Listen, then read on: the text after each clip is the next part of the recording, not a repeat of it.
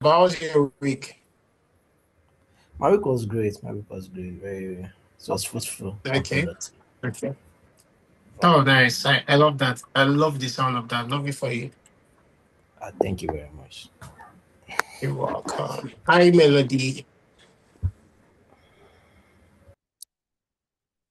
Can Melody speak? Okay. Hi, Samson. How are you doing today?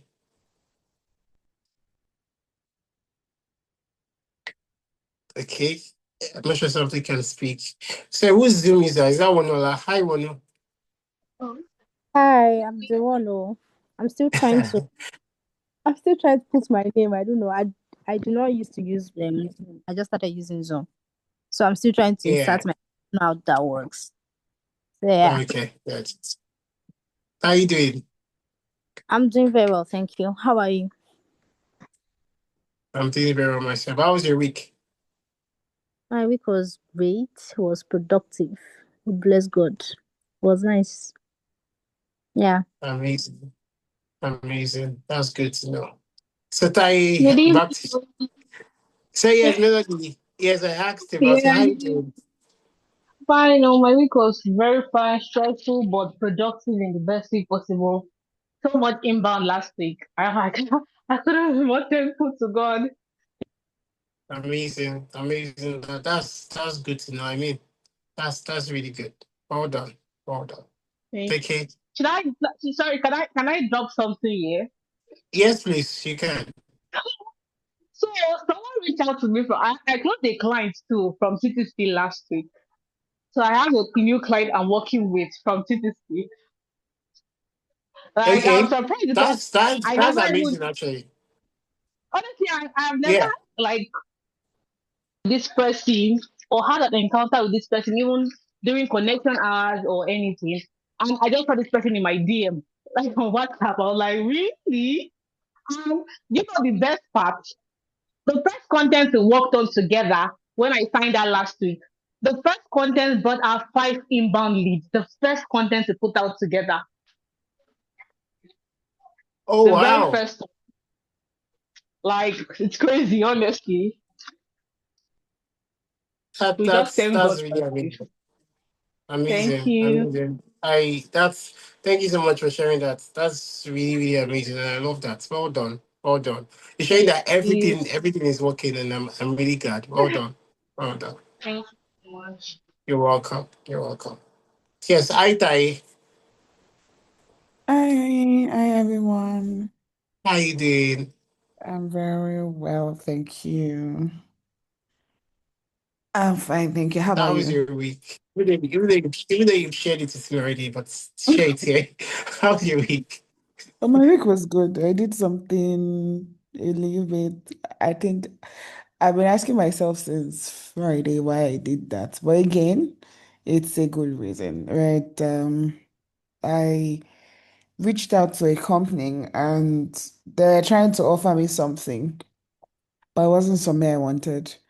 So I decided to reposition myself for something better that was still a need, right? And so I Mm. reached out to the owner of the company, and I would never share my weekends, right?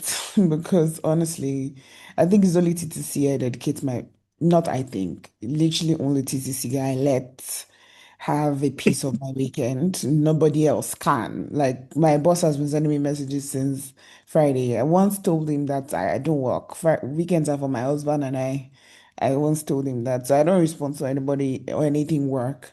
But I told this person that I'm gonna make out time for him, on Saturday. So you should let me know. And the way I wrote the text, um, I also told him I prefer straightforward conversations. I'm not having back and forth with you.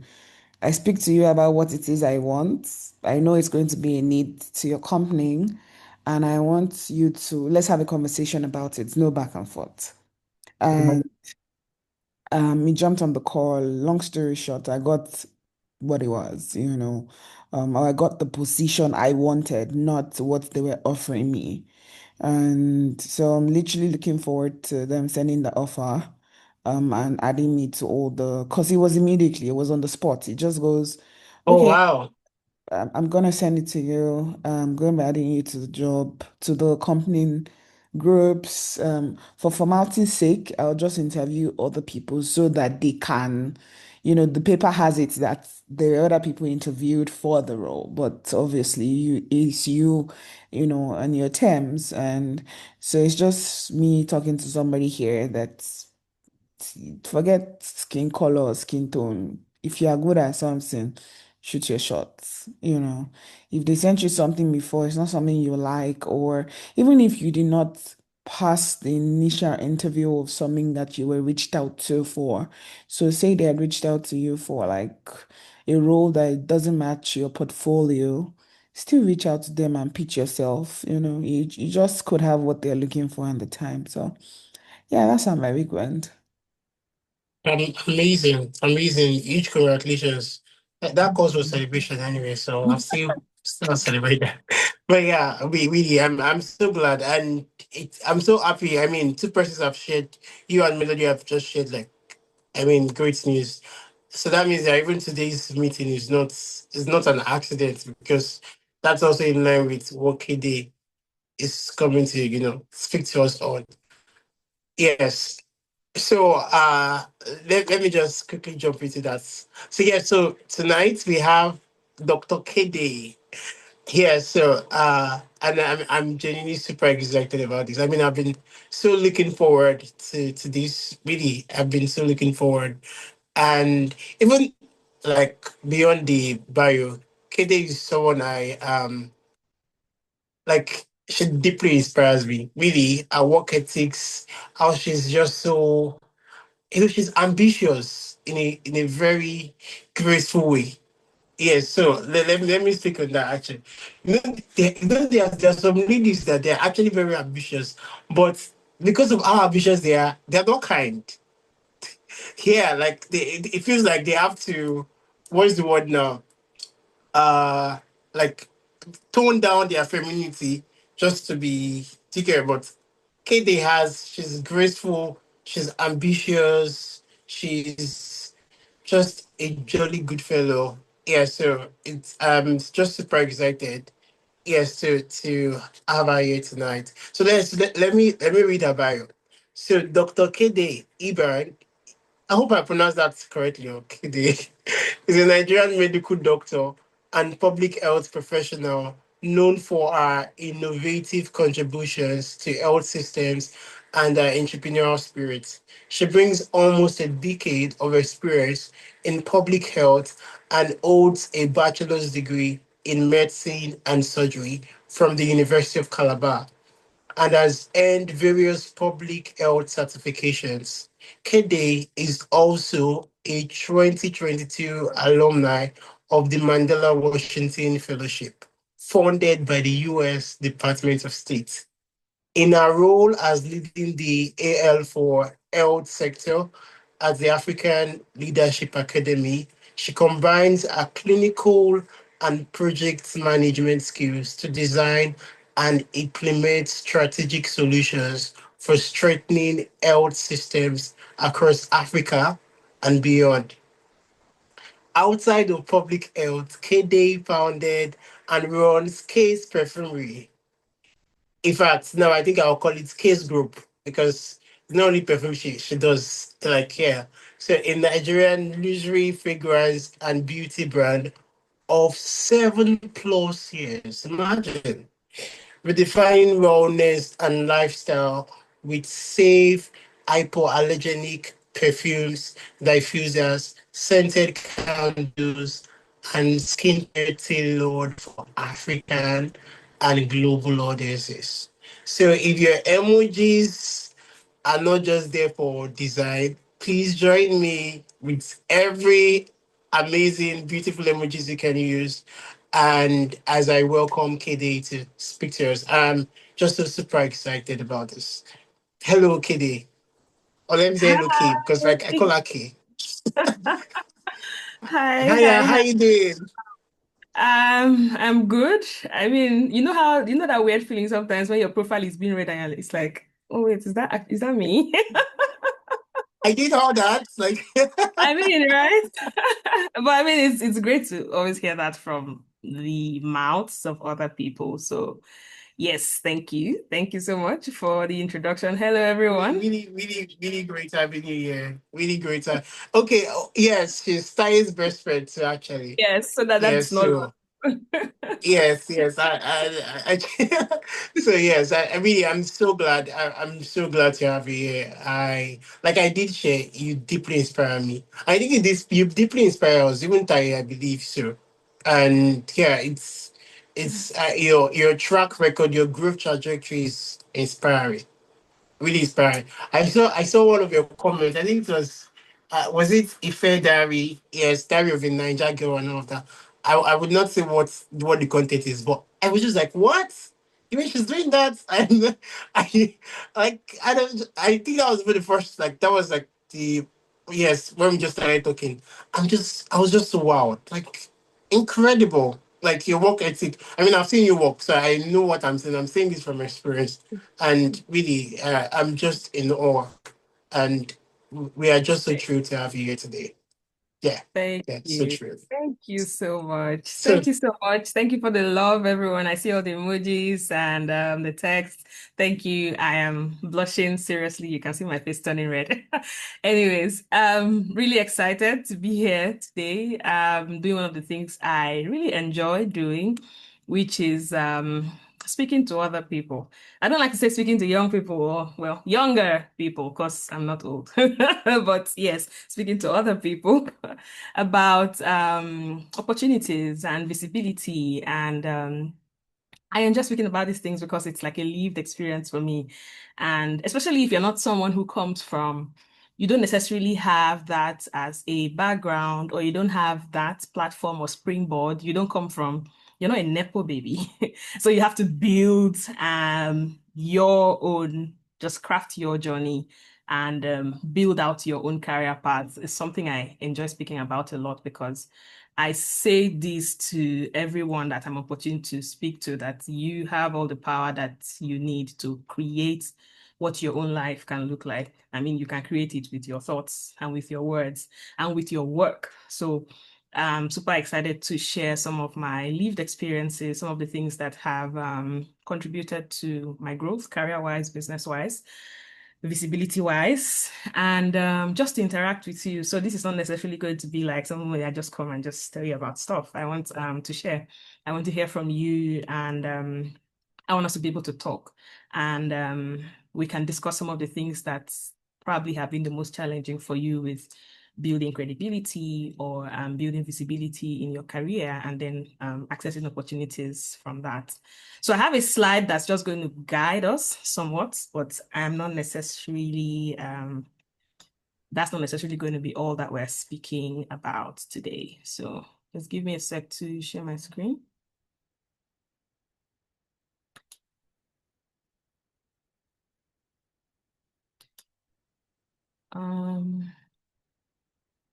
Let me know when you can see the presentation. Give me a second.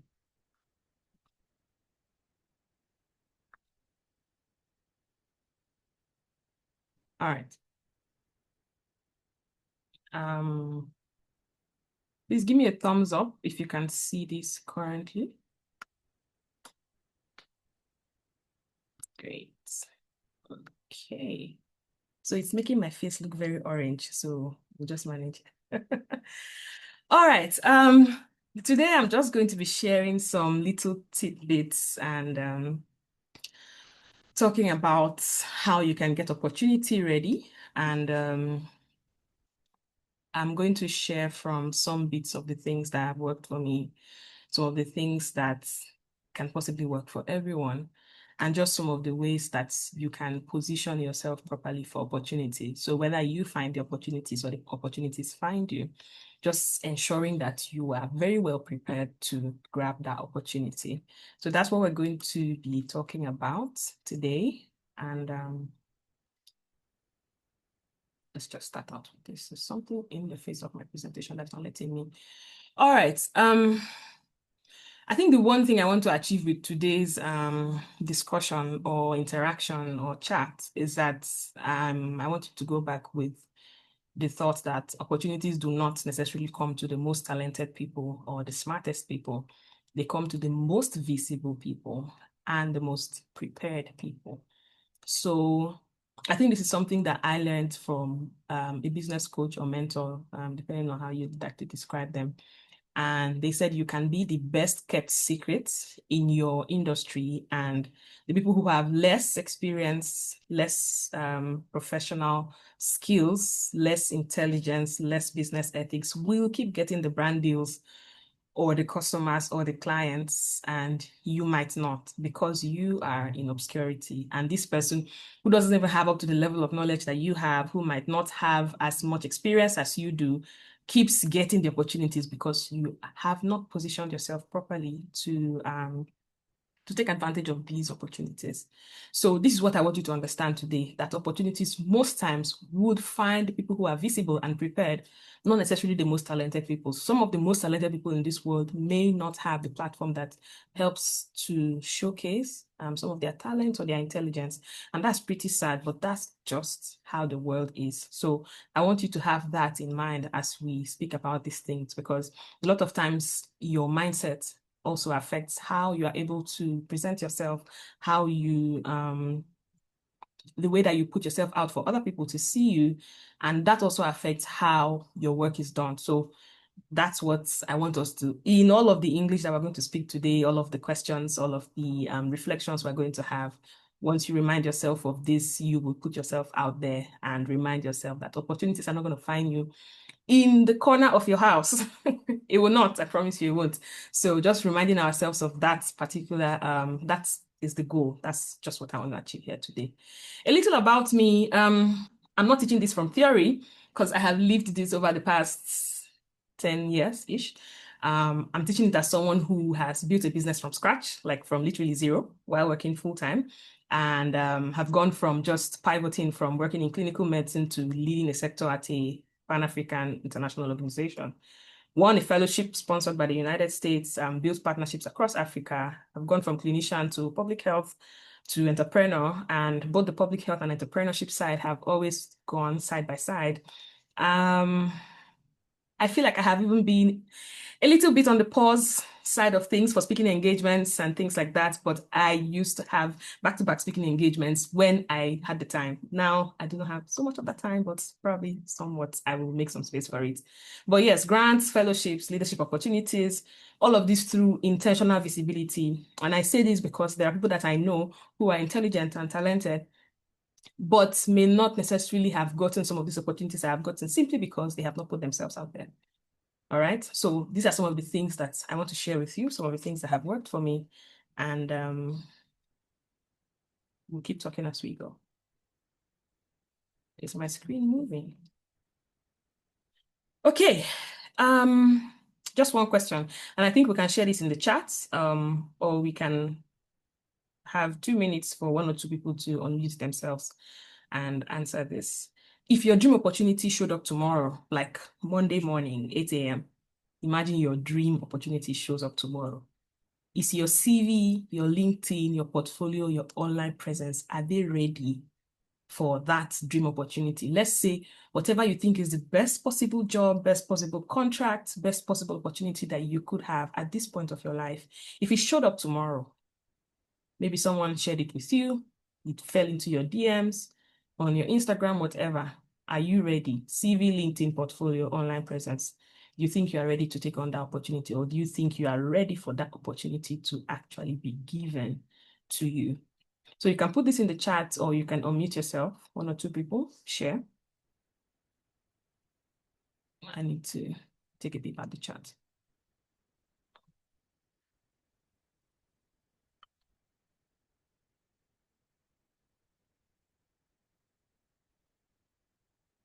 So I'm not necessarily seeing the chats.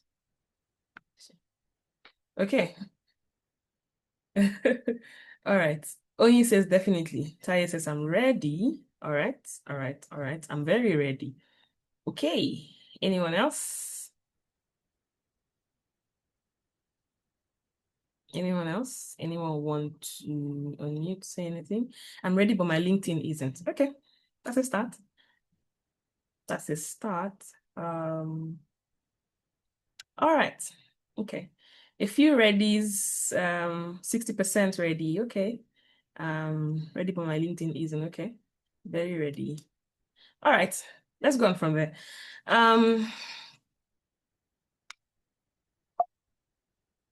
Hello, technology. Okay. So my EA can help presenting it if it's an asset for you. That would be perfect, actually, so that I can. Okay. Okay. Yes. Yes. Exactly. Okay. So Collins, please. Okay, so I want to be interacting. So if I can see Zoom from my end, that would be perfect.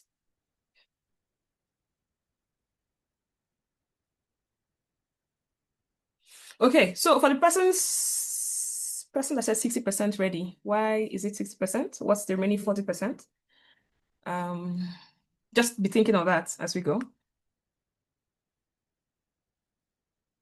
And then for Mary, I'm ready, but my LinkedIn isn't. So maybe start to think about what exactly is not. We're getting to LinkedIn, and I would speak a bit about that. But what do you think is not working currently with your LinkedIn? And we can talk about that.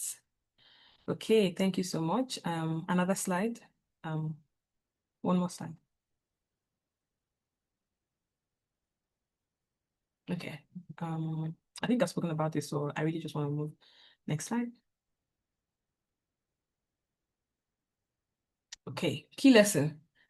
So I started out with saying that opportunities will come to the most visible and most prepared people, not necessarily the most talented or the most intelligent, because that's just how the world works. And one of the key things that I want you to also think about is the fact that opportunities will always come from relationships and positioning.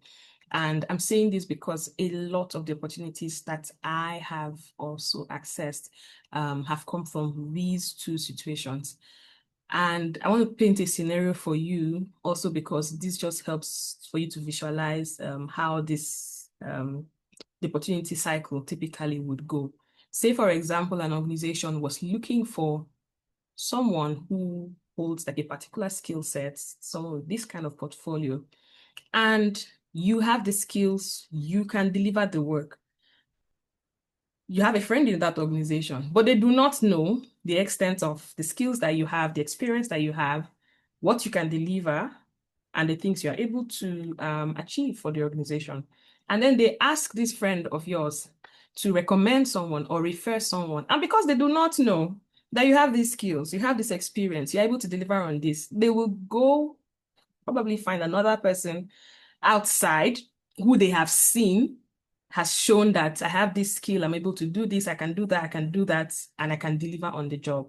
But then here you are with probably more experience than the other person, but you're not getting that simply because your friend or acquaintance doesn't even necessarily have to be a close friend. An acquaintance does not even know that you have that. And a lot of opportunities will always come like this.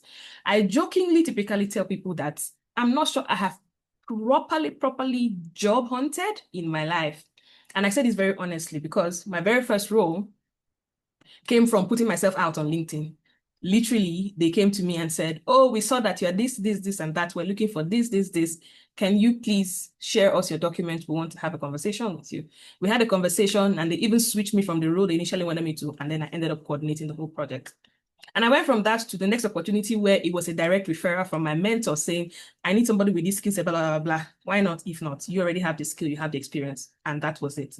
And then from then to the opportunity that I am in now, the role that I am in now, where it was someone who from the Mandela Washington Fellowship, again, Mandela Washington Fellowship was from Visibility. So let me paint a little picture of that.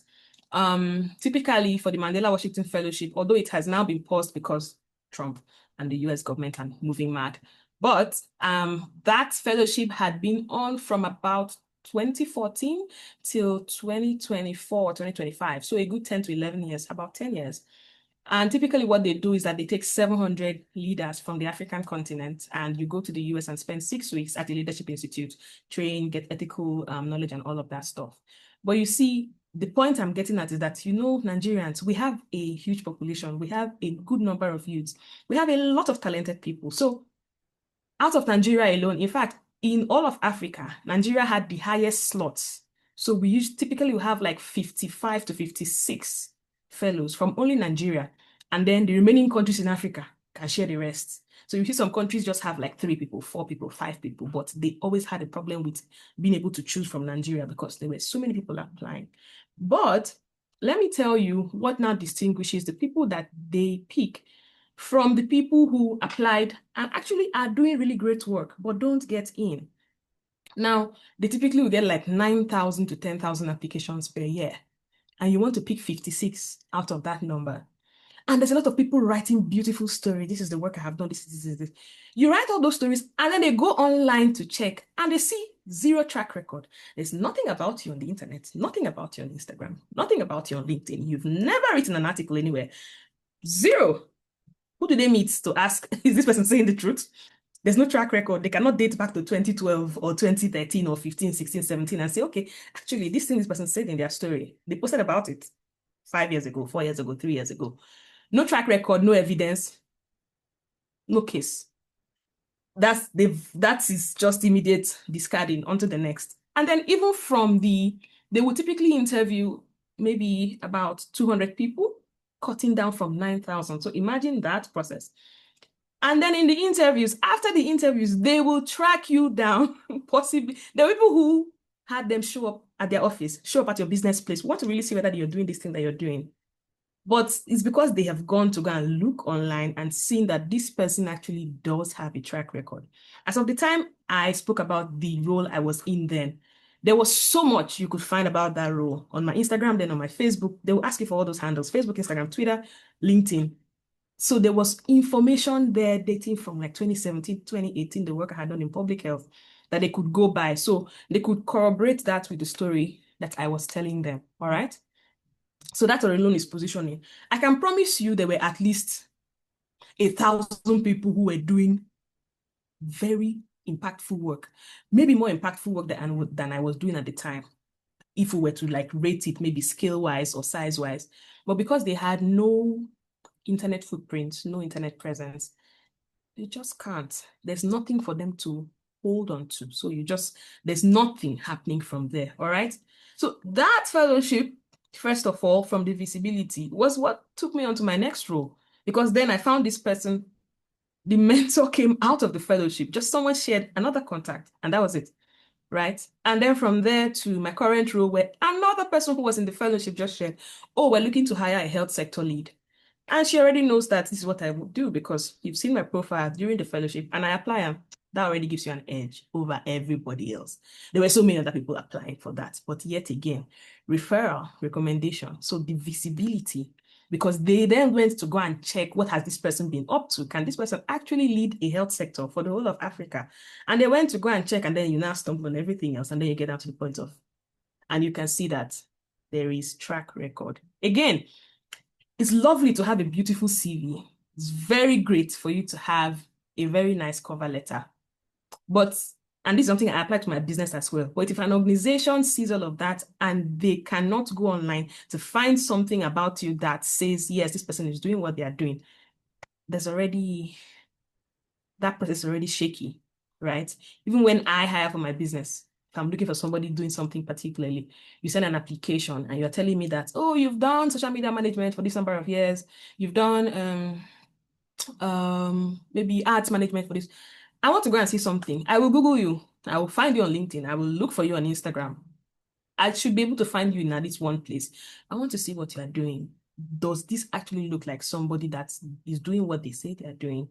And can they deliver on the work? So again, opportunities will always come from some of these places, from visibility, from relationships, and from positioning. These 3 things together, interacting together, is probably it's like a fail-proof method of ensuring that you always have opportunities in the timeline. I am in a role currently, I still have opportunities follow my LinkedIn. People still are sending me, oh, I think this will be great for you. This will be great for you. I think we want you. Can you please send details? Because you have put yourself out there and you have said that this is something that I can deliver on. All right. So beyond job applications, all right, beyond job applications, it's very important. Visibility, relationships, positioning, these are very important. Okay. Next slide, please.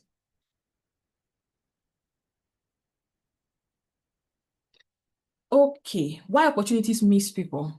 And it's great to think about this because sometimes in your head, you are telling yourself that, oh, until I get a master's degree, until I get a PhD, until I get this certification, I need more experience. I need. But sometimes that might not even be the reason. So a lot of times you are thinking, I need another degree. If you already have a degree, you will say, I need more experience. If you have experience already, you'll be saying, I need to know someone in the organization. These are great. But if you have a degree and you have experience and you have a footprint, you may not necessarily need to know someone in the organization to get in because they can go look up what you've been up to and they can see that this person is doing what they say they are doing. The reality is that opportunities will miss people a lot of times because nobody knows what you're doing. Your expertise is unclear. You've not communicated it towards what you can actually do. Nobody can say, I know this person for 1, 2, 3 things. If someone was to Google you, if someone was to search for your LinkedIn, if someone was to look for you anywhere else, nobody can say these 3 things are what I know this person for. Your digital footprint is weak. Someone cannot go look for, if someone was looking for someone in your sector and they go look for this in Abuja, this in Nigeria, will your name come out at some point from somewhere, whether Instagram, LinkedIn, anywhere else? There should be a footprint somewhere. If Twitter is your thing, do it there. If Instagram is your thing, do it there. LinkedIn, I will always say LinkedIn is very important too, especially starting out, early career is very important, extremely important, because some of the relationships and connections that you build from that beginning, years down the line, you're going to be reaping the benefits of those connections and those relationships. Last bit is that because of all these 3 things, your credibility is not visible. Like nobody can actually vouch for the fact that, oh, I've known this person and for the past 4 or 5 years, I can say that this is what this person has been up to with their life. This is what this person can do. This is where this person has worked. Not essentially like the place you've worked, but the areas you've worked in. Nobody can point and say, okay, if you are looking for someone who's really great in maybe people management, who's really great with like maybe HR or human capital development, whatever. If someone cannot, especially if you have a couple of years of experience already, if someone cannot look to you and say, okay, this person has credibility in this, that, then there is something you are not particularly communicating well about yourself, your skill set, and the kind of things that you can deliver on. So this is the reality, and these are some of the things that we're going to fix, all right? Okay, next slide, please.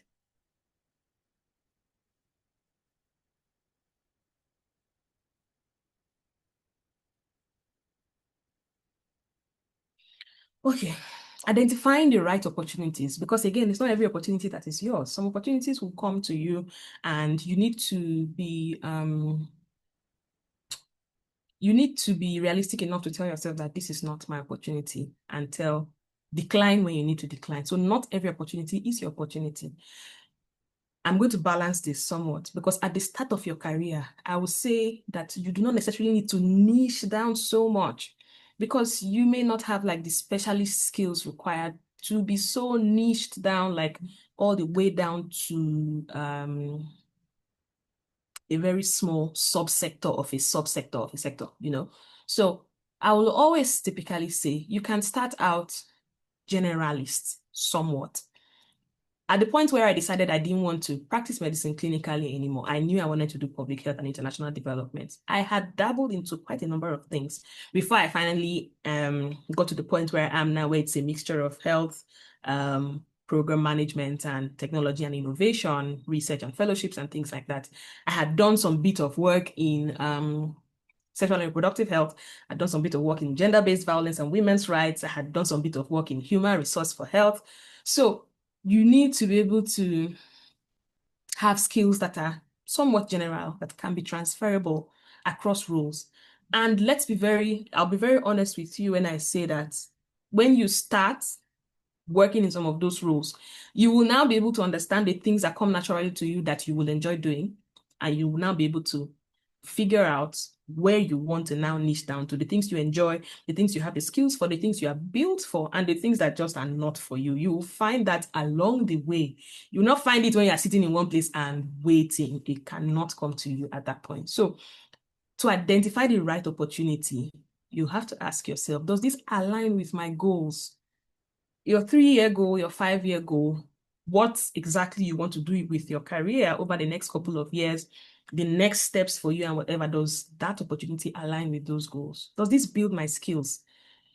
A few times, somewhat, through your career journey, there might be some opportunities where you just need this for the money. You just need to survive right now and find your next best thing, and that's fine. So, one of our directors in the office would typically say, you would, through the course of your life, you will have your initial job, your next job, and then your real job. And initial job, because you need a job, you need to earn money, you need to fend for yourself, blah, blah, blah, blah. And then your next job, which could possibly be, something close to the kind of things you like to do. You're getting somewhere closer to what your dream actually, and then your actual dream job, the one that you know that this is it. I love doing this kind of things. And then obviously you now go on to have a few more dream jobs. So with number 2, starting out earlier on, yes, this might just be the job that needs to keep you afloat, keep you alive, give you money to feed and have a roof over your head, and that's fine. You can do that while looking for your next best thing. But otherwise, you need to think about whether this builds your skills. Does this expand my network? It's very important. It's very essential that that builds the network of people that you are then connected to. Because I'm saying this because this is something that even in relationships people say sometimes, and your boyfriend could help you meet your husband. But anyways, your current job can help you find your dream job if you expand your network, right? You could be you could be in a job currently, and yes, you're earning money, you like it, whatever. But that network you're building from that job is what could possibly find you your dream job, right? So as you are learning and building your skills and earning money and whatever, you have to intentionally build your network from the people you are interacting with, stakeholders, funders, everyone else, people that you work with. You have to build these relationships. All right. Next, does this increase my visibility? Again, initial roles starting out may not necessarily give you the kind of visibility that you want and all of those things, and that's fine. Initially, it doesn't really have to be, that's big and great, but it should somewhat contribute to, and that is something that you can also contribute to, because you can create visibility out of the role for yourself. You can create visibility out of that role for yourself. You can speak about the work that you're doing such that other people are seeing that this is the work that I am doing. This is what I'm accomplishing for this company or this organization. These are some of the successes that I have recorded through my time here. And you can create that visibility for yourself, right? And then finally, does this move me closer to my desired future? Where you're seeing yourself, what kind of roles you finally want to end up in, what you want to be known for. Does this move me closer to that future that I see for myself? It's also very important for you to think about. Next slide, please.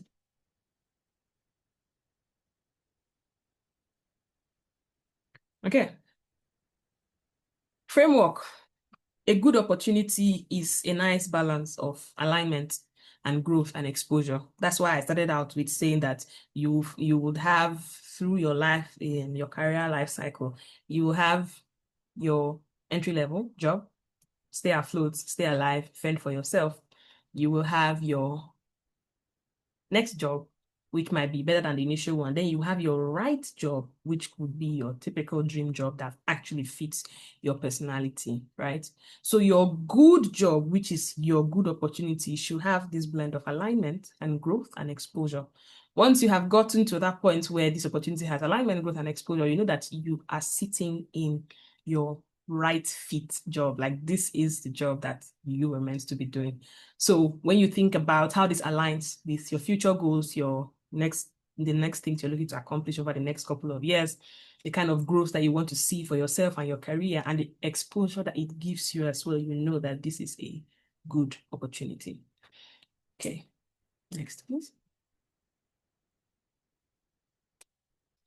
All right, a little about building credibility assets, and then we'll take a break to just share and reflect.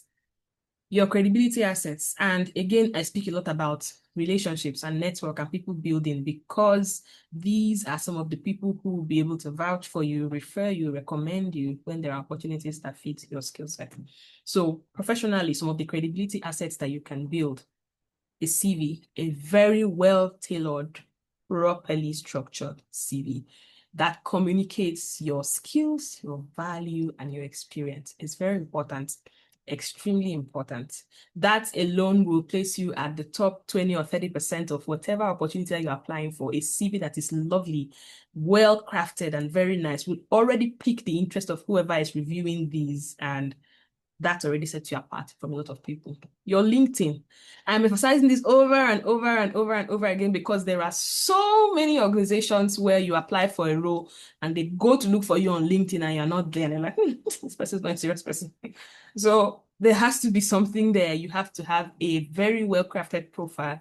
And yes, you may not necessarily have everything set up perfectly, but you build it as you go. You start from somewhere and you build as you go. And then if you can, a portfolio and a website. But the first two are the first two for a reason. Those two are very essential, almost non-negotiable. That is what communicates your professional skills and your experience, all right? Portfolio and website if you can, but if you can't, the first two, extremely important. Your social assets, testimonials, recommendations, endorsements. Again, building relationships and networks is where this comes into play. Your colleagues should be able to speak about your work ethic, your interaction with other people, teamwork, collaboration, how you are able to work with others. Your colleagues should be able to speak to that. They should be able to recommend you wholeheartedly for opportunities where necessary, right? And they should be able to endorse you. So you need to have also communicated your values such that your colleagues can recommend you if they see an opportunity that will be great for you, can endorse you if necessary. If an organization had something and needed someone to speak to the credibility of someone, they can do that. So those three social assets that you also need to build. Evidence, and this is very important, very, very important. Projects, publications, certifications, awards. Projects at the top, because at work you have a lot of things that you're building on. You don't have to wait for your organization to loud your trumpet. You will loud it yourself. So what project are you working on? It's even as simple as, okay, there was something that you worked on at work and things. This is what you achieved. Sit down and put it down. This was the problem. This was the solution that was proposed, and this was what was achieved. A story about it on your LinkedIn. That's one project done. That just came from an issue at work or a task that you worked on. That's a project that you have delivered on. And you can put that on your LinkedIn, put that on your Instagram if you have Instagram. Publications, also very important, because depending on the sector that you are in, when people see that you have written articles, and I did this a lot between maybe 2018, 19, 20, I did a lot of this. In fact, because I was putting myself out there, sometimes they were coming to me, do you want to write an article for this? Do you want to write an article for that? I wrote some articles business-wise. So when you search my name online, you'll find some of those articles, a few of them, right? That's also evidence of the work that you are doing and builds credibility. Certification, right within your power, like you have the ability to get the required certifications, and they don't have to be expensive. They don't have to be paid for. In fact, newsflash, a good chunk of the certifications that I have, that I mini courses that I took between 2018, 17, 18, 19 were mostly not paid for. And because there are a lot of websites where you can take these courses, and there is always that they always have these mini scholarships for low and middle income countries. So as a Nigerian, that's an opportunity that you can already take advantage of. I took at least 7 courses on Coursera, courses that typically were around like $100 at the time. What was I earning in 2017 that I was able to afford $100 for a course? I could not afford it. But they will always have financial aid if you want to apply for financial aid, and there will be a place for you to write why should they give you financial aid to take this course.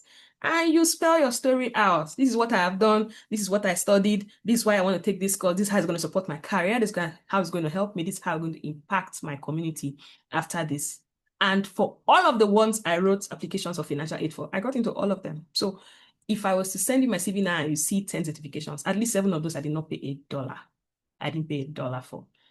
I mean, clearly the bigger ones subsequently, like the ones that were heavier type certifications, like project management and every other thing, you will pay, and you need to be willing.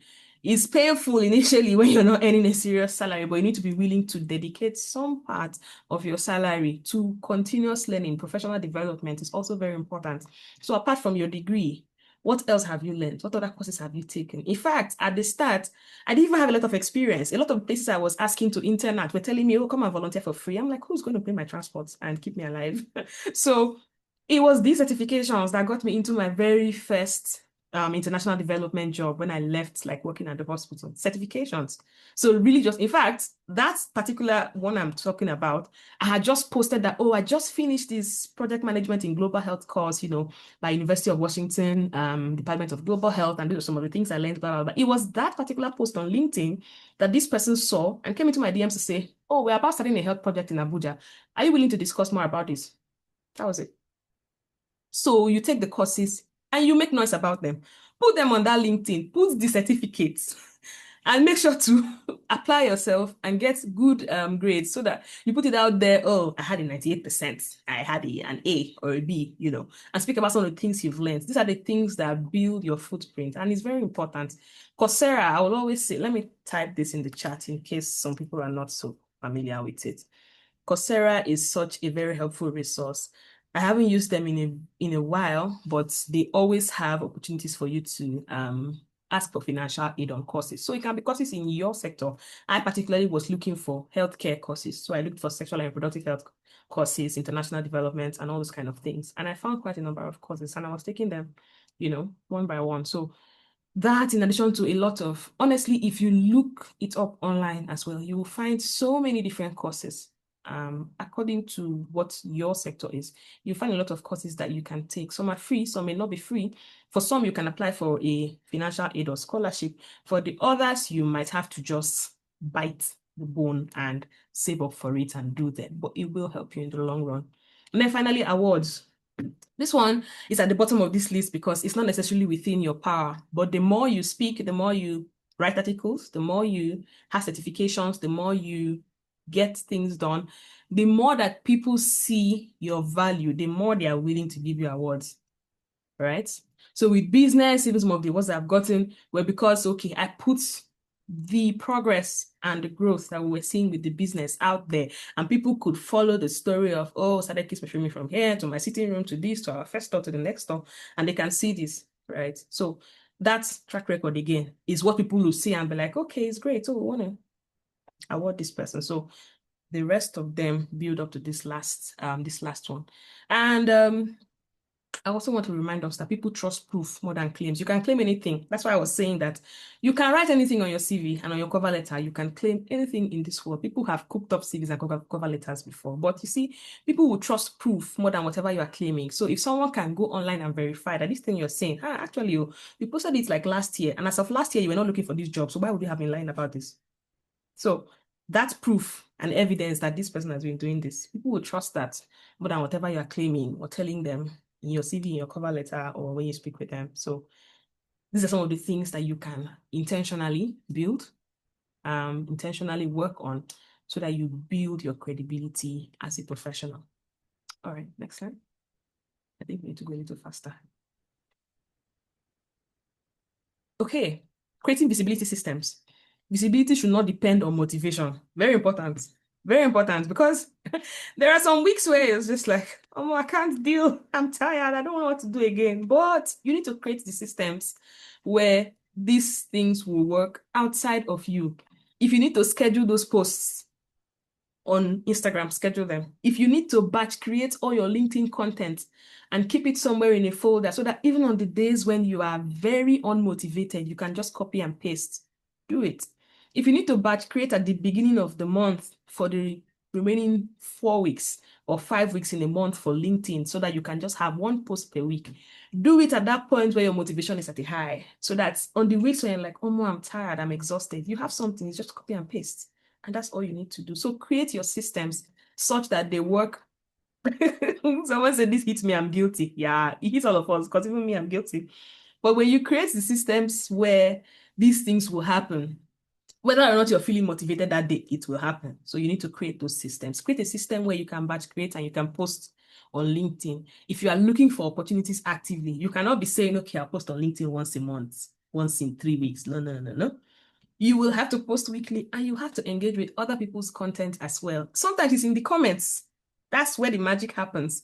You go to someone's post that has posted something, you react to it, you comment a very sensible comment, please, not just random comments, very sensible comment. And someone says that, I'm like, okay, oh, nice. And because your LinkedIn headline, coming to that, your LinkedIn headline is clearly communicating what you do and who you are. The person is interested. Let me see what this person is about. You just might end up being seen by a recruiter, by a HR person, somebody who's looking for someone to fill a role or opportunity. And that's just how it comes about. So LinkedIn is very important. And if you are actively looking for opportunities, you should not go 1 week without posting on LinkedIn. Someone's just saying now, I closed the client from just commenting on her post on LinkedIn last week. Yep. So these opportunities are there hidden in these random places. You can't do this without engaging. You have to engage. So even if you need to dedicate, and engagement is separate from posting weekly on LinkedIn, you post on your LinkedIn. But even if you have to dedicate 15 minutes every day, let's say 6 to 6:15, you are on LinkedIn, you will scroll through your feed, every post that, speaks to something about your sector or anything. You open, you react, you comment something, next post, 15 to 20 minutes daily. You will just keep building connections that way until, people are able to say that this person is known for this and this person is known for that. All right. Hold on. Did I finish the last one? The previous slide. Oh yeah, attend industry events monthly, join professional communities. Very important. It's very, very important. Publish lessons from project. I think I already spoke about that. You have to publish tasks that you accomplish, whatever it is, activities, publish it, write it. Find industry events as much as possible. Attend. Invited or not invited, find a way, register, attend. Virtually, physically, try if you can, possibly, even if it's 1 a month. It will do you a lot of good and it will build your network as well, right? Small, consistent actions is what compounds. I'm not a fan of you wake up today and you spend 3 hours on LinkedIn, you post 3 posts, and then after that you ghost for 3 months. That person will have 0 to no results as compared to the person who posts once a week and every day dedicates 10 minutes to engaging on LinkedIn and speaking with people. Constant reminder, this person has seen you on their LinkedIn once, twice, 3 times. What's this person really about? Let me just, take a look at their profile. That's how it happens, all right? So small, consistent actions that compound. That's where the trick is. That's where the trick is. All right, next slide. Okay. Yes, there will be a Q&A session, but let me ask you some questions. My mind was ahead of me. How can we buy back the lost time? A lot of us have done incredible things we never talked about. Great question. I'll answer that before I get to this now. Nothing stops you from talking about it now. In fact, do your throwbacks. Write a story about, so sometime in 2010, that was how this, and this. Nobody cares about the timeline. Write it and put it up. If you have 5 stories, you've done incredible things nothing stops you from. There's somebody, I can't remember who it was I learned this from. There's somebody I learned that from on Instagram. And who was it? Oh my. I think a part of it from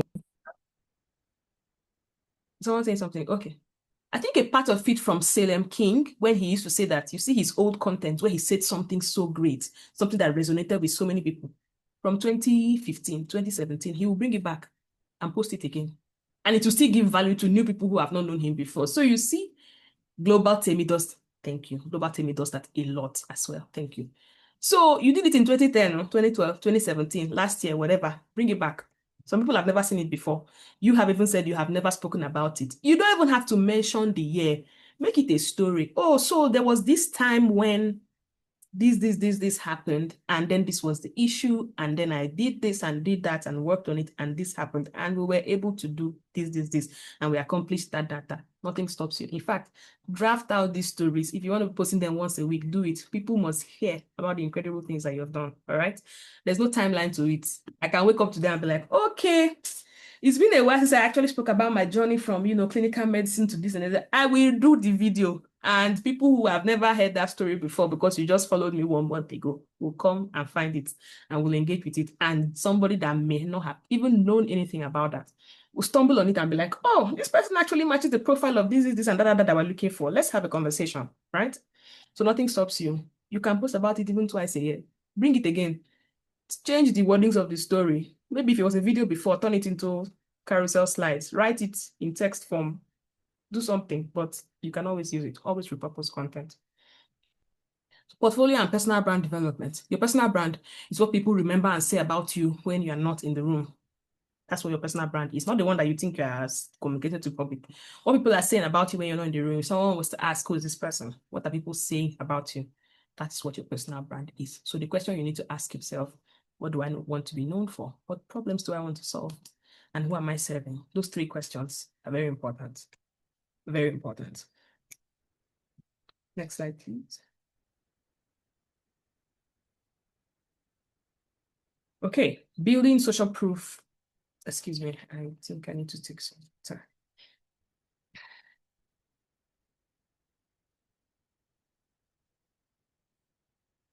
All right, building social proof and authority. Authority, heavy on the authority part, because I've spoken a lot about building social proof, speaking about your track record and things like that. So I want to speak a bit about the part of like building authority online, because it builds up really when someone listens to you speak about something consistently, and every time you're speaking about that thing, you're bringing value. There's something new to learn. That's how you become an authority on a topic, on a subject, in a sector, however that is. That's how you build social proof and authority. So you've spoken about this so much that people can now trust what you say about that particular thing because you've been doing it for this long, and they can trust that you have been credible enough over this number of years or this number of months. All right. Some of the ways that you can build social proof and authority: speaking engagements, important. Those small places where you think, oh, this is just a very small place that's inviting me to do this, take it and make content out of it. Have videos, write posts about it, share, have pictures. Those small engagements, even speaking in church, speaking to teenagers, speaking to young people, those are speaking engagements. You have to use that to also show your credibility on a particular topic. We've mentioned awards and certifications, media mentions, very important, client testimonials. So if you have a business or you are a freelancer or you work on contracts, have your clients say something about what the experience was like. What were they looking for? They found you. How was the experience for them? Did you deliver on the job? Have them be able to share their testimonials. If they can share videos, very beautiful. If they can't share videos, even text can work, all right? And then project results. People need to be able to see that you were able to take something from this to this to that, and then you delivered. That is how you build credibility.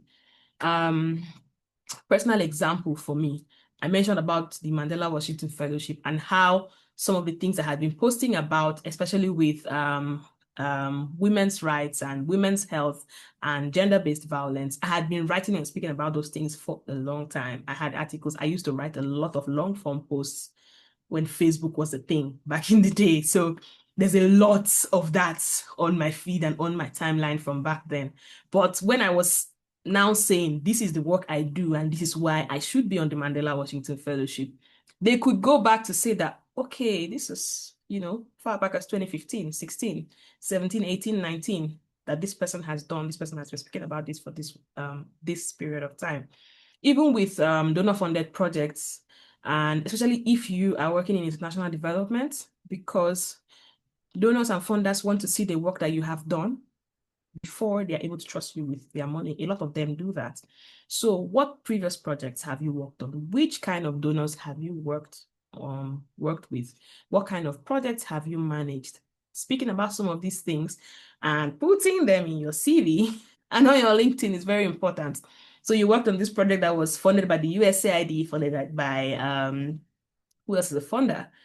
Any of those kind of funders. I don't want to be dropping names, but those kind of scenarios, you put them in very specific areas of your CV and your LinkedIn, and it now speaks to the kind of work and the credibility of the work that you have done in the past. Your leadership roles and business growth are also very tied to this, right? Very tied to this. If I have shown you that on this project, I did this and this, that, and did that, you can trust me with a leadership role. You can trust me to now manage a health sector because you can see the things I have done with something else, all right? And it's the same thing with business growth. If a customer is coming to you for a $5 million private label deal, and they can't see previously that you've handled 200 pieces of a product, 100 pieces of product, they can't now come and trust you to deliver 5,000 pieces of a product because what if she botches it? What if it goes bad? But if they've seen that, okay, sometime last year you delivered 300 pieces here, 200 pieces there, and you spoke about it online, there's something you can share and you can tell them, oh, this client sometime this year, and you can forward the post to them and they can say, okay, there's this, there's that, and they can now trust enough to trust you with their money. All right, that's how you build social proof and authority. Next slide, please.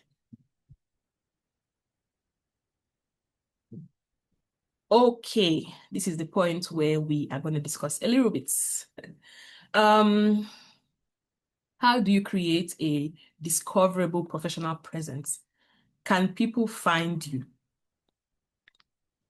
LinkedIn, professional photo, strong headline, consistent username, searchable expertise. Can people find you? Across all the platforms where you are. Public portfolio, can people find you? I think I had a slide where I said if you were to Google yourself today. Are we getting to that slide soon? Have you Googled yourself before? I want to see actually in the chats or unmute yourself, say something. Have you Googled yourself before? If yes, what did you find? I Google myself regularly because I want to see what is on there now, right?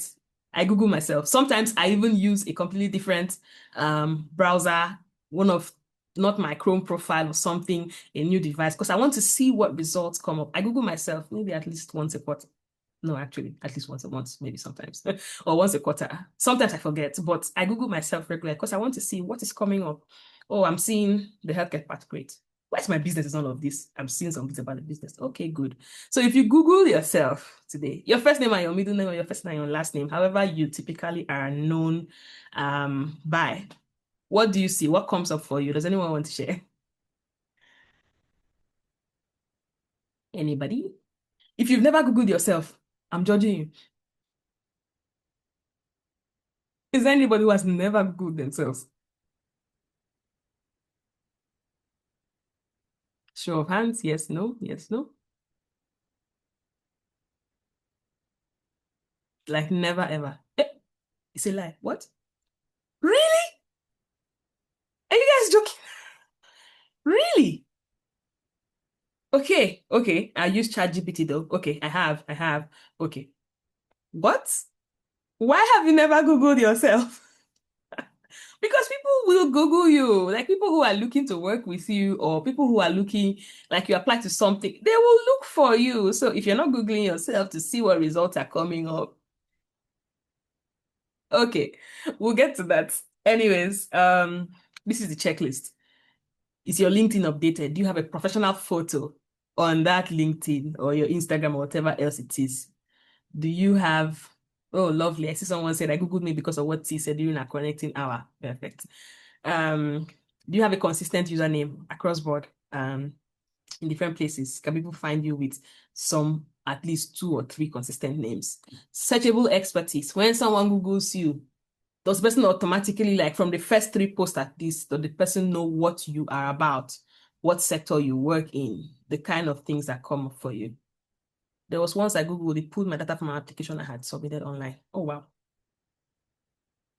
I hope you didn't have your personal details, at least. Okay, all right. Next slide, please. I think this is the slide where we were speaking about if you have Googled yourself. Okay, cool. You didn't. That's great. Okay, so with LinkedIn, we'll speak a little about the LinkedIn optimization and the things that you need to ensure are well put together in your LinkedIn. So your headline should communicate who you are, what you do, and the impact that you are bringing.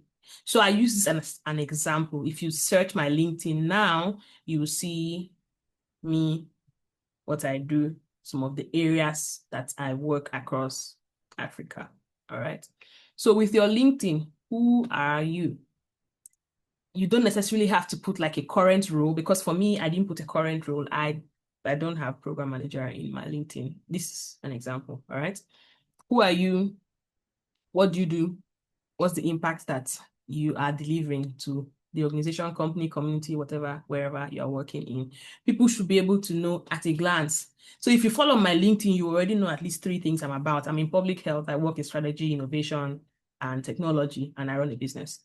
So if you stumble on my LinkedIn somewhere, you'll see that. If you stumble on my Instagram, it's consistent. So on my Instagram, you would see the businesses that I own and run. You would see that I'm in public health, and you will see that I am always in innovation and healthcare technology and all of those things. So it should be consistent across the areas where you are active. Your LinkedIn, your Instagram, any of the other platforms that you use, your story needs to be cohesive. So if someone stumbles on any of them, it's the same thing. I am this is what I do, and this is the kind of impact I can bring to you, your organization, your company, whatever it is. All right. I Googled myself recently and I was stunned. Okay, I hope it was a good kind of stunning. All right, next slide, please.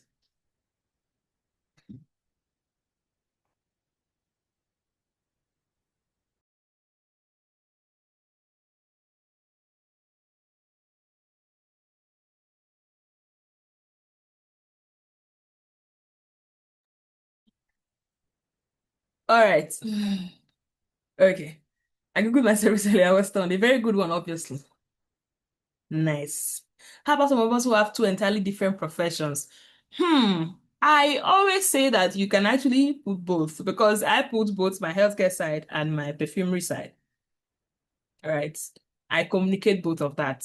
Those 2 things are inside me, this one person. So I communicate both of that. So sometimes you might be able to put those 2 things together. People can know you for these 2 things. Sometimes it depends on what the 2 professions or the 2 skill sets that you have are, and whether they go well together. But I almost always, I would say that this is who you are, like your personality and the embodiment of everything that you are about. So there's nothing wrong with communicating both of those things in your profile. So whether this is your Instagram or your LinkedIn, on Google, it's not necessarily up to you to decide which one comes up, because when people Google you, they'll see a few of the things that are about you, right? But on LinkedIn, you can actually specify, especially with your headline, you can have those communicated, but who you are as a person can be there as your initial, and then the things that you are passionate about, those 2 things can coexist, and then the impacts that you are bringing can actually be a blend of the two professions. So it's up to you. But you can have 2 separate portfolios. You can have a fully developed portfolio, and portfolios are easy to set up. You can set them up on Canva, or have a mini website. You can have 2 completely different portfolios for the 2 different professions. You can have 2 CVs as well to communicate both of them very differently and very clearly. But online, you can have a blend so that people can see that these 2 things are things that you can bring to the table. So digital footprint audit.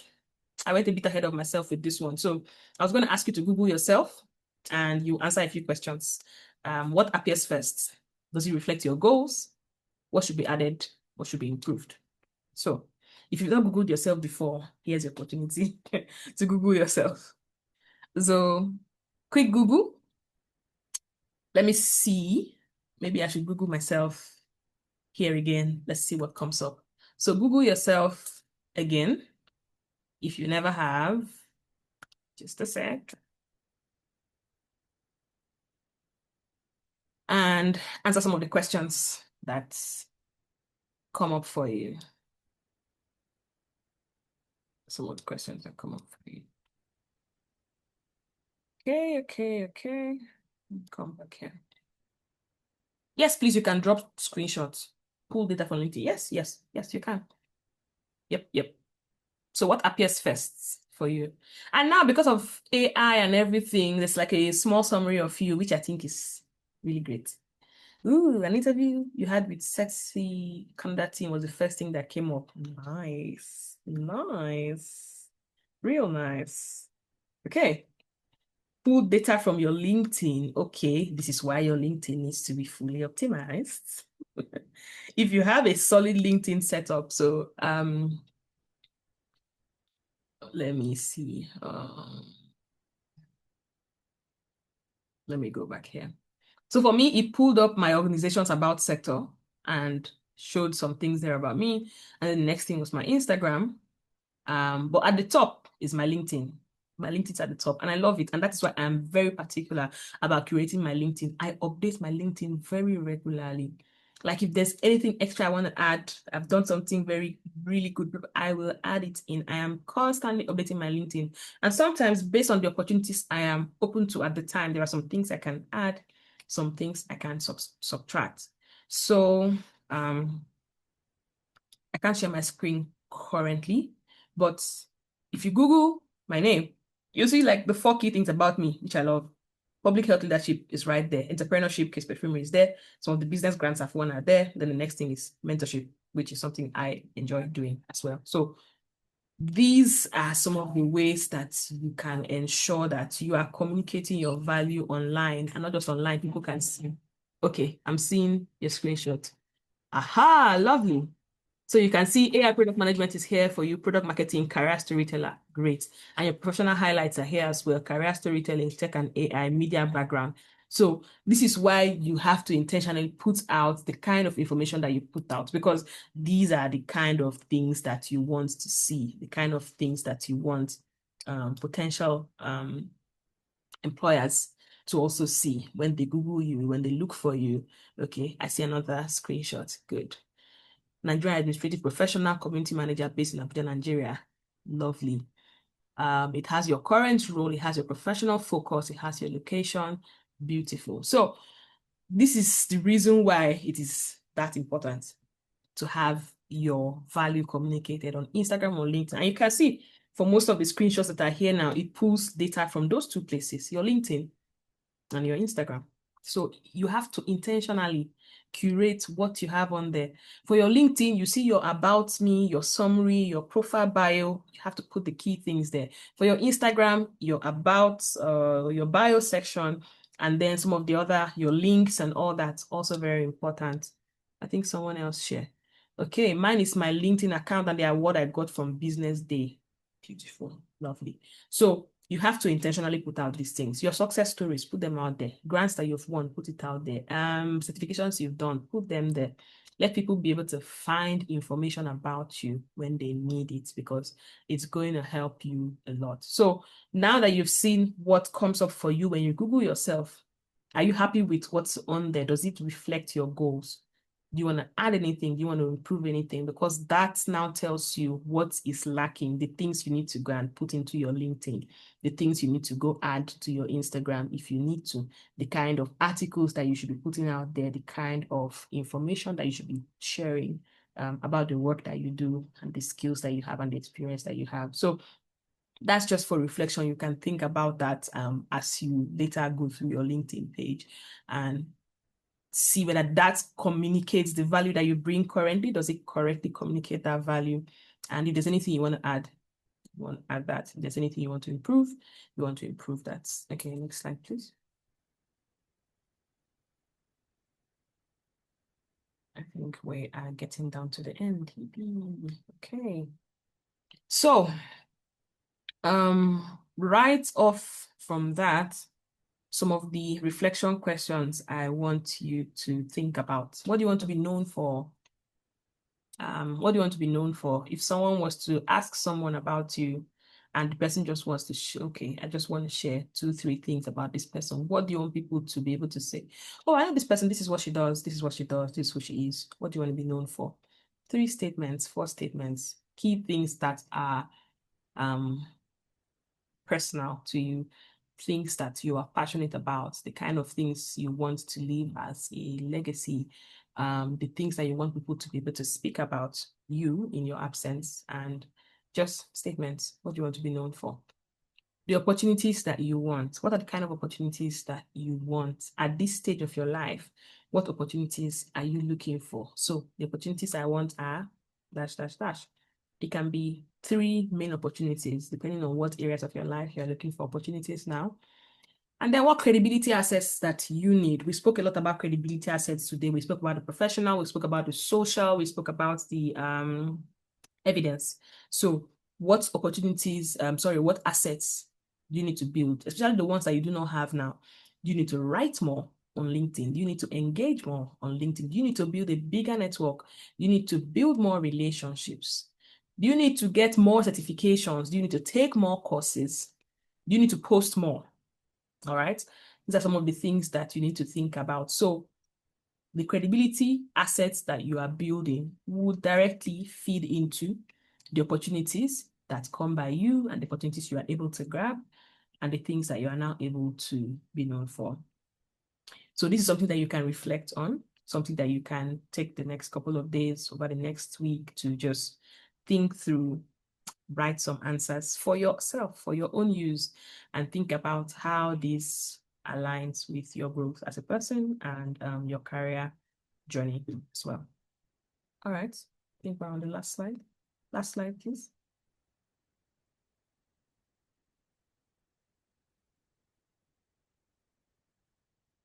Okay, key takeaway. I started out with saying to remind you that opportunity does not meet the most talented people or the most intelligent people. It meets the prepared people who are visible.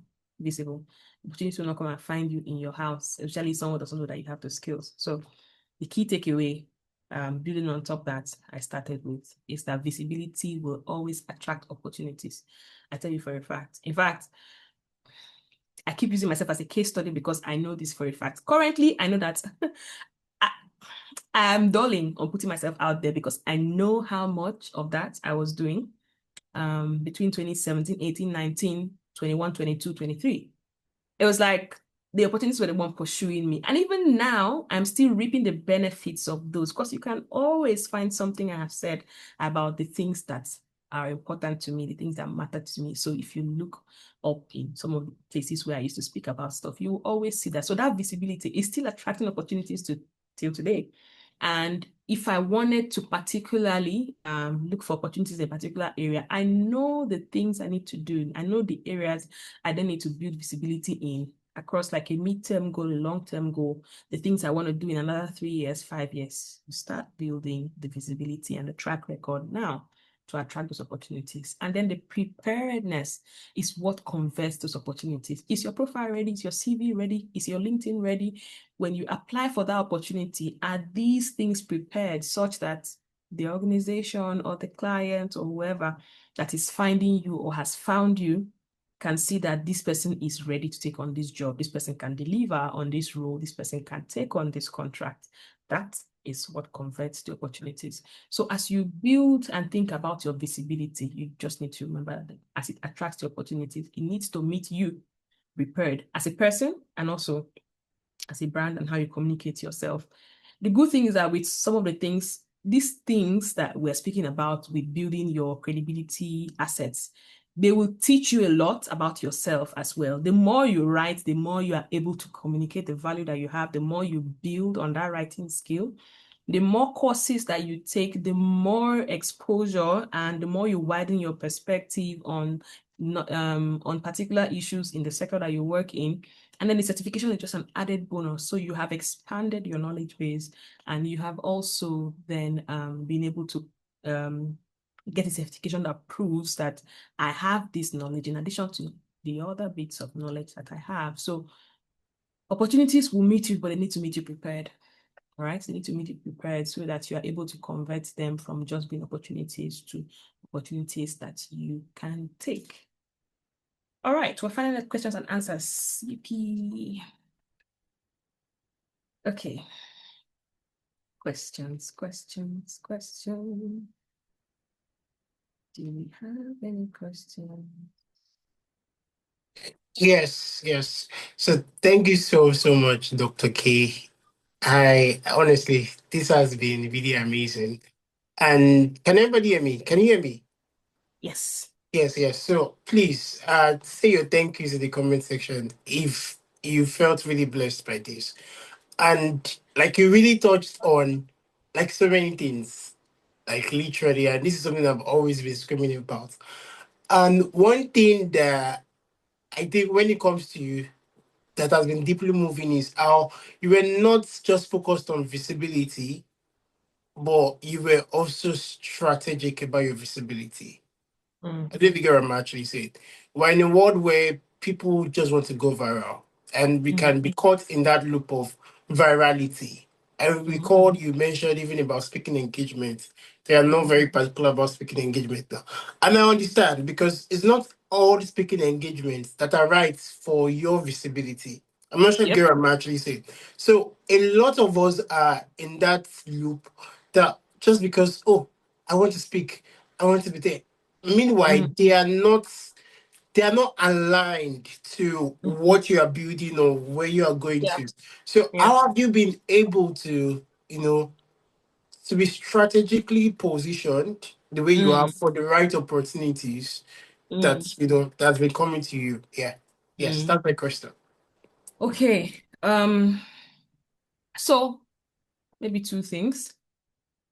First thing is that I constantly speak about the work that I do and the skills that I have and the sector I work in. So you stumble on me, you already know that if I need this person for this, and this, she can deliver. So that already filters out some of the kind of people who come to me, because you cannot come to me today and come and tell me I want you to speak about, I don't know, what's the most random thing I can think about now?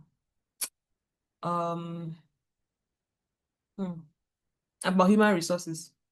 No, maybe I have a little bit of knowledge with that, with human resources for health.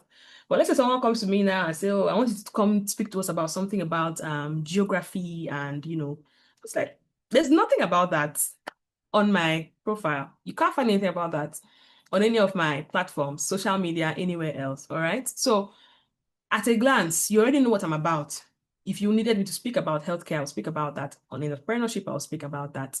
On leadership development, I'll speak about that. To young persons' career growth, I'll speak about that, because you can see that those are some of the things I talk about. So that is the first filter.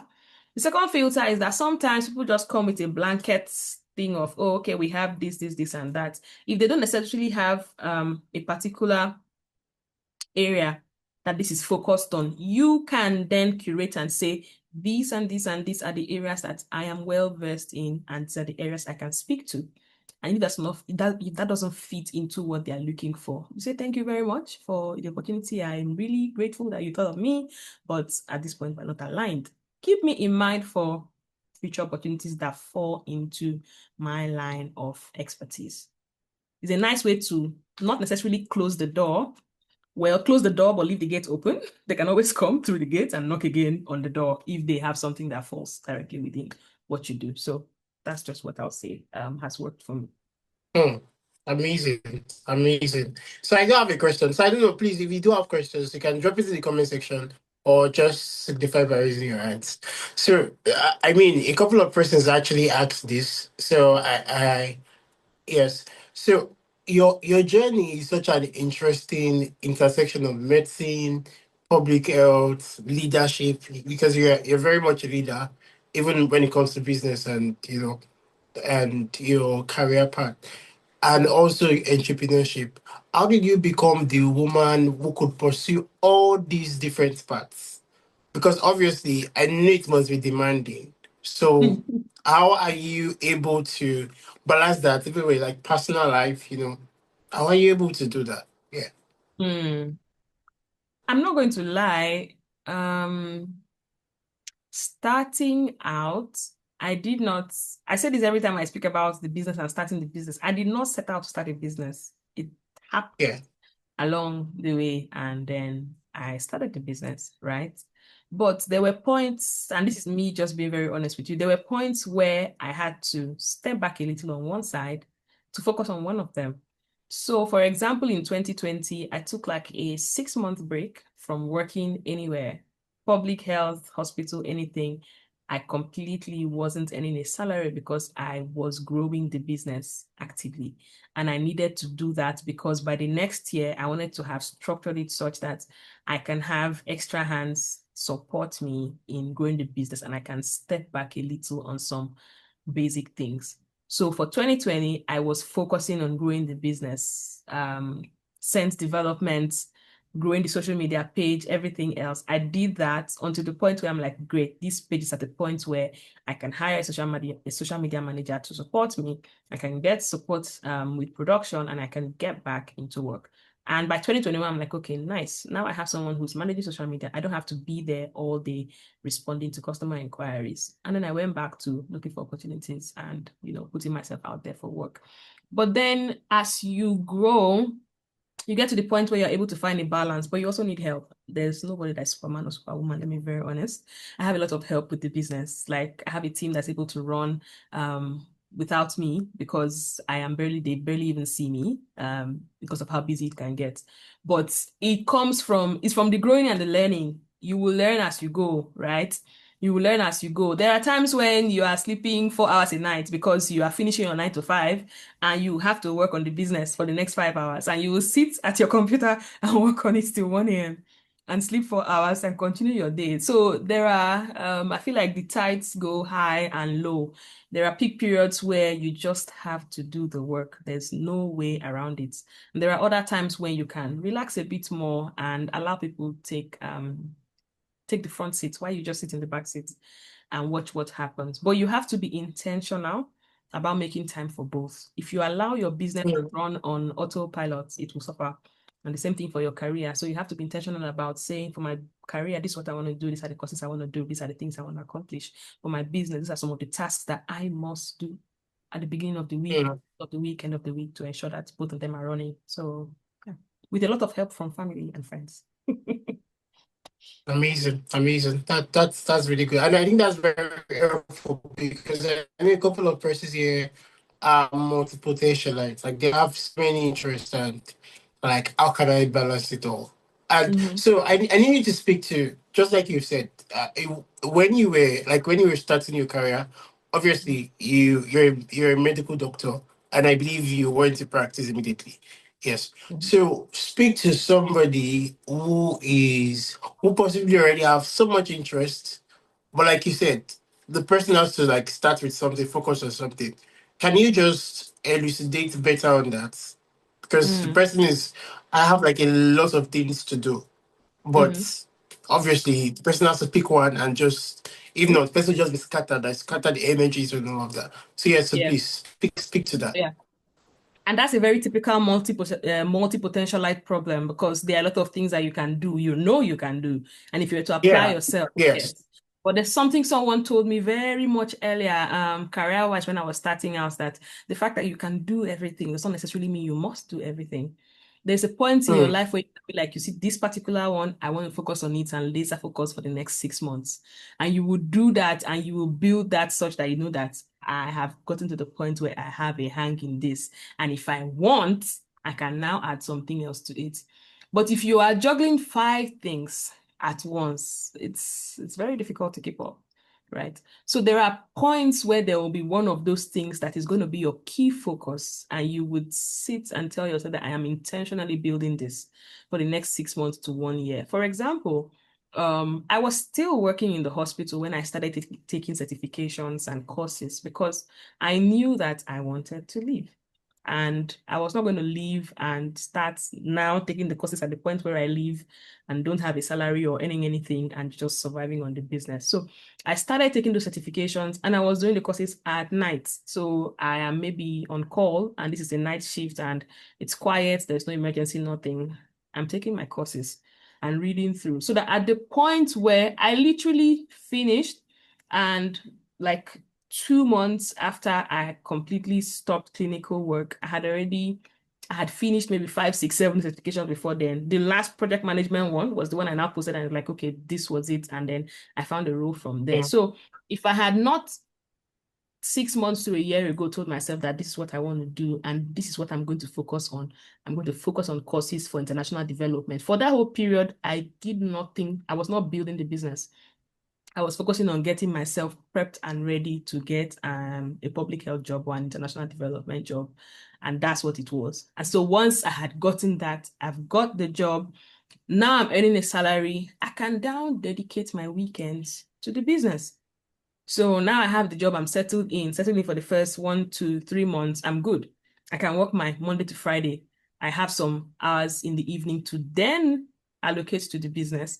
And I have my weekends as well to build the business because this goal has been accomplished. So it goes like that through the cycle. There are years when you are focused on one of them and the other one takes a bit of a backseat. It's not gone away completely, but the focus is on this other thing because there's something particular that has to be accomplished there. And then it can switch.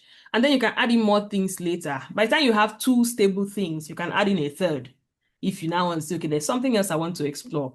But I think the mindset that you should always have at the back of your mind is that there's never a late, like it's never too late to pivot if you need to pivot. If you tried this one, you did the 6 months to 1 year, it's just not working. Don't waste time. Pivot on to the next. This is the next thing. I'm putting all of my effort and all my time and my intentions into it, and I'm working on it, and let's see what comes out of it. Oh, that's interesting. The reset button is forever pressable, like someone Yep. would say. So yes, Yep. pivoting, absolutely. Thank you so much for that. So, anyone, do you have questions? Augustine, do you have questions for Dr. K? Blessing, Ida Osa, Laura, do you have question? Mary, do you have question? Melody, Daniel, any questions? Before I ask my last question, do you have questions? Please, there's a high school. Says, don't go, don't go, don't ask me questions now. She's here, and there is really so much. So if you have any question, if you are positioning yourself for a particular opportunity, and you don't know how to get about it, I think this is the right time for you to ask, and you can actually get more clarity. Yes, yes. Okay, so since there are no questions, I would go ahead to ask my last question. Okay, Right. yes, Melody. Yes, please. Okay, good evening. Yes, good evening. Good evening, Dr. K. Thank you so much. So Thank you. you already like answered the question that I had. So last week I was scrolling through Instagram too. I commented on one lady's page on Instagram. Then she came to my DM and she was like, "Oh, Melody, I just saw you commented on my post and I've been looking for someone to help me with my outbound because right now the clients I work with, I mainly do inbound to my client. Even personally, I've never done outbound outreach like going to people's DM and telling them, "Oh, I offer this service, I can do this for you." They always come to me. So she was like, "Oh, but I want someone to help with my outbound."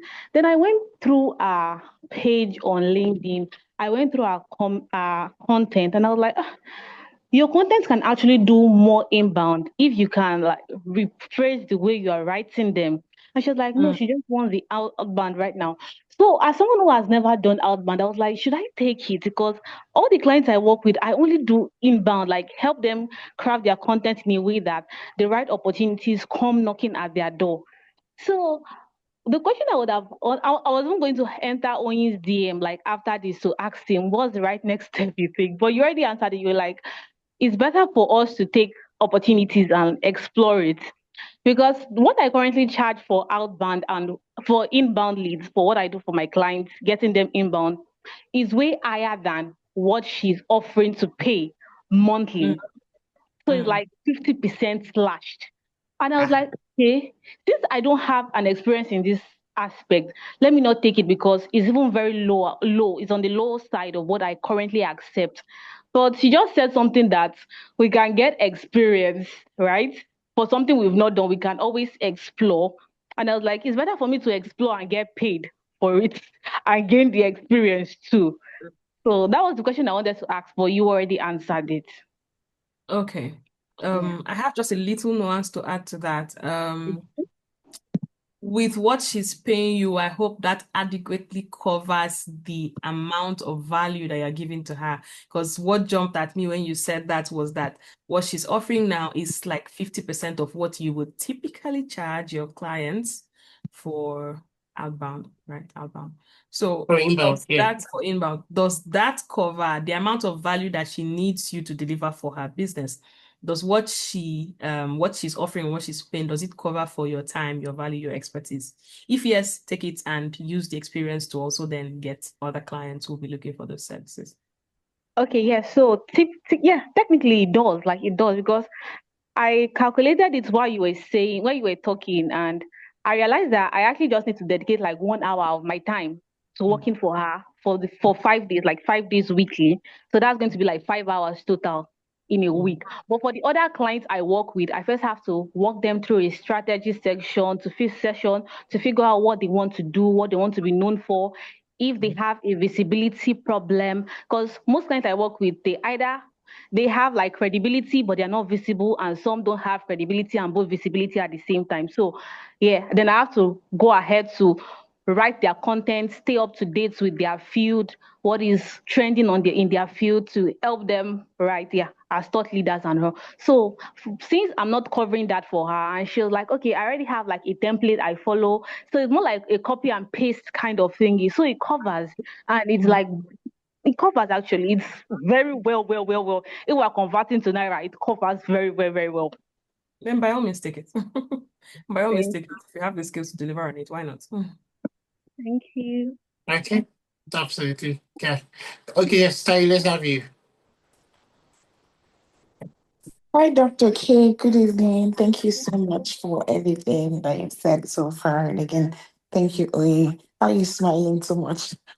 Thank you for thank you for bringing her here to speak with us. Right. So I want to ask a question that I've gotten a lot during clarity sessions in terms of people who are looking to explore international development space, right? And a lot of them struggle with trying to position themselves for that space. So they go, oh, what kind of courses should I take first? What kind of things should I do? Who are the people that I should follow? Do we have to go through going through, or do we have to go through joining a fellowship first before we get visibility? Are this fellowship paid? I think I have two um, persons from the community who are looking to explore the international development space who have asked me these questions, although I've given them like just my research-basare responses, and I just wanted to get responses from you in terms of these things. Are there specific people that they need to follow, NGOs, communities? What are the things they need to look out for? You know, for somebody who you've been in this field and you've walked that part. So what do you suggest that I tell them? I mean, this would also be helpful to myself because this is also a field that I just recently started working in that part with my chest more. So again, to also be nice for me to know how it works. Mm. Okay. I think something that I always say is that I am an information nerd, if I can term it that.